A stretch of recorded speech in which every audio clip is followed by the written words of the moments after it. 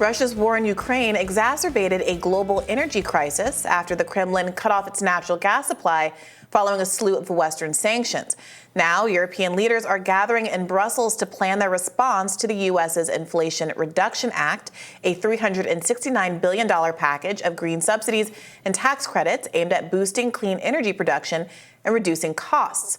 Countries like Germany and France are pushing for Europe to launch a subsidy program for green industry in order to compete with the IRA's efforts. On top of that, the International Energy Agency warned in a recent report that 2023 could be an even harder test, with Russian supplies possibly plummeting further and global stockpiles of natural gas in high demand.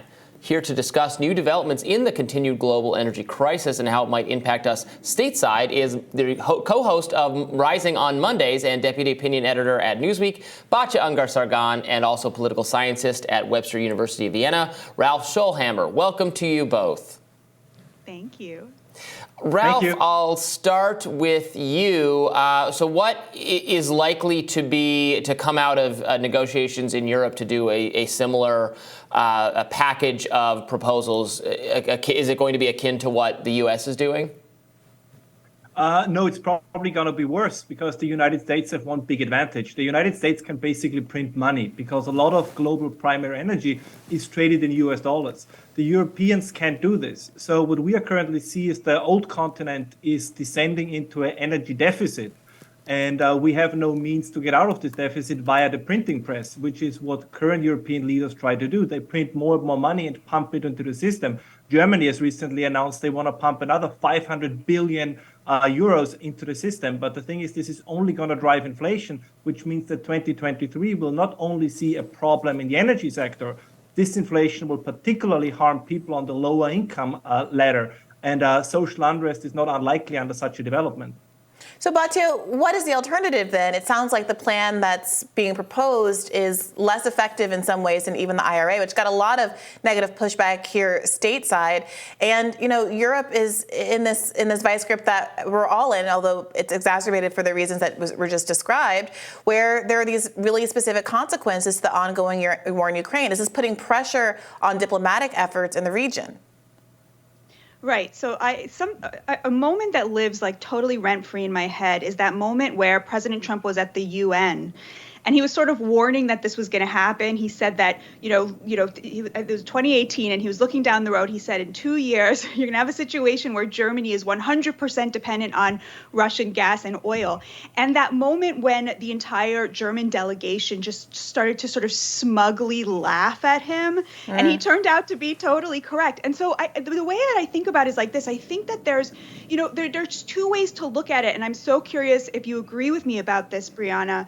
It seems like there's two ways to see that moment. The first is like Trump really saw this coming. He understood that energy and class are totally intertwined, exactly like Professor Schoellhammer points out over and over again. And he had this warning that was laughed at by these elites who don't want to acknowledge that truth. The other way to see it is that, he didn't predict anything. He couldn't have known that Russia was going to invade Ukraine, and that was really a catalyst that no one could have predicted. And that is why we are in this situation. And I think that that's sort of the more, progressive way to think about things. Do you guys agree that that is the sort of the crux of this moment? I don't know. Some people might say, it wasn't predictable, but you did have a lot of conflict in the region. You had Obama declining to be involved over Crimea. It's not a novelty of there being conflict there, and that anytime a country is so overwhelmingly dependent on one other for its oil supply, there are national security implications to that. That maybe shouldn't have been such a surprise out of left field. It feels a little bit like when Bernie Sanders was asked what the biggest national security threat was. I think it was in the 2016 primary, and he said climate change, and everybody laughed at him. And now, here we are. I think a lot of these things actually are predictable, but we're just not in the political moment for it. I mean, what do you think about all of this, Ralph?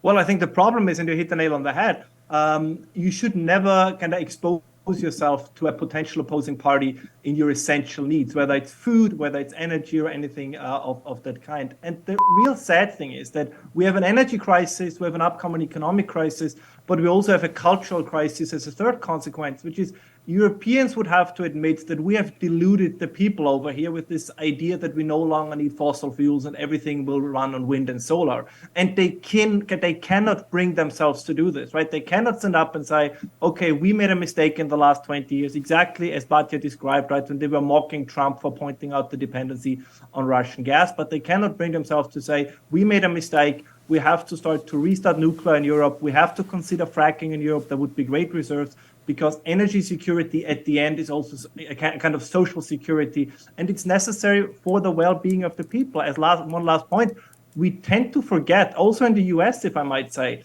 the modern economy, modern society runs on energy. And if you risk losing that energy or coming into an energy deficit, this will have vast social repercussions of a negative kind. I think we are blind to what the negative potentials there are, both politically and socially. Well, and even people like, I remember Greta Thunberg recently being asked about nuclear and saying, well, we shouldn't, if we already have those plants, so we should make use of them. So even someone who is like, you know, the intellect or the activist representative of the green energy movement now was sounding a kind of different note on all that, Batya. Yeah, absolutely. I mean, I totally agree with Ralph. It's very hard to admit that you were wrong. And I think that that's going to become increasingly interesting as you have people in the U.S. like Ron DeSantis, who, you know, he's not full-throated in embracing the climate agenda as it's been laid out by progressives, but he has allocated, I think the last number was $640 billion to combat rising sea levels and communities that are in that sort of danger zone. So, you know, when you're not fighting the Tea Party with their like total climate denial and you're representing more where the average voter is at, which is they want to see some kind of, you know, something addressing climate change, obviously real and obviously happening, but they don't want to see it to the extensive levels of, you know, denying nuclear or what have you. You know, that's going to make the conversation, I think, a lot more interesting. And I do think we are seeing that happening here. I'm curious, Ralph, do you see that happening in Europe? Do you see people being willing to acknowledge missteps and recalibrate? Not in the political class at the moment. And it's maddening, right? There's an ongoing debate. Again, Germany is still hell-bound on closing down their last remaining nuclear power plants early next year, while at the moment, like, their main energy source is coal. I mean, if you look at the numbers, it's maddening, and it's lignite, it's brown coal, which is like the dirtiest and most emissions-intensive coal you have. So you have this absurd situation that the very country, in this case Germany, that was lecturing the world now for years on climate change, for years on green energy, is one of the worst polluters in the world at the moment. The last statistic, they were like number 227 out of 247 countries. And the only European country that's currently doing it dirtier than the Germans are the Poles, because they mostly have these old, Cold War coal power plants. So it's not just it's not just about taking climate change seriously, it's that those who supposedly take it the most serious have actually pursued a policy that now probably has the most harmful effect on the climate. Ralph, is there any way out of this for Europe outside of ending the conflict with Ukraine, at least in the short term? Well, I think we have this problem. Let's assume hypothetically that the war with Ukraine ends tomorrow. I mean, Nord Stream 2 and Nord Stream 1 are still broken or at least heavily damaged. So the likelihood of Russian gas kind of flowing in the ways it did before the war or up until summer is very unlikely. So this energy crunch next year is coming. LNG, the silver bullet, as many hope, the market is very tight. The Asian countries are buying LNG. Then you guys have reported on this in the past, right? The Chinese economy is coming back online.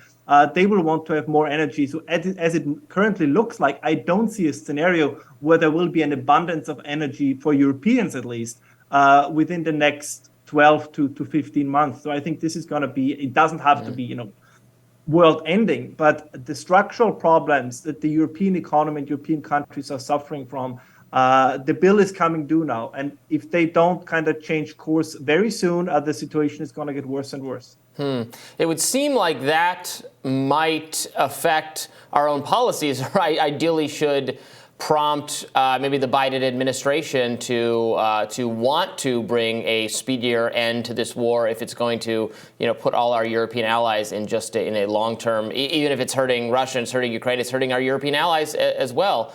What do you think about that, Batya?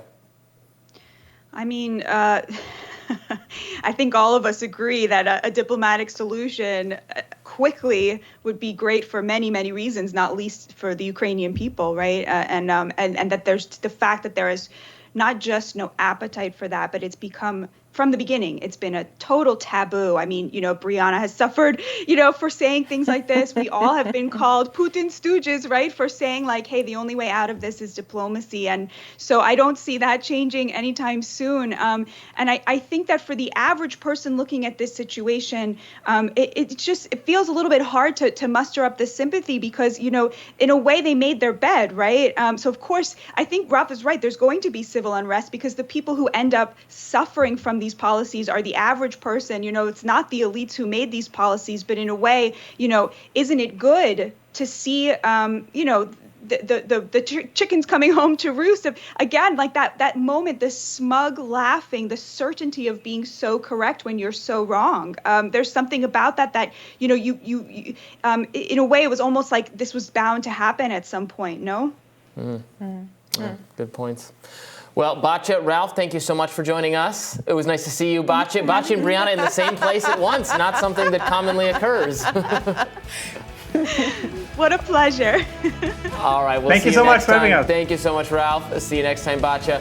And we'll have more Rising right after this.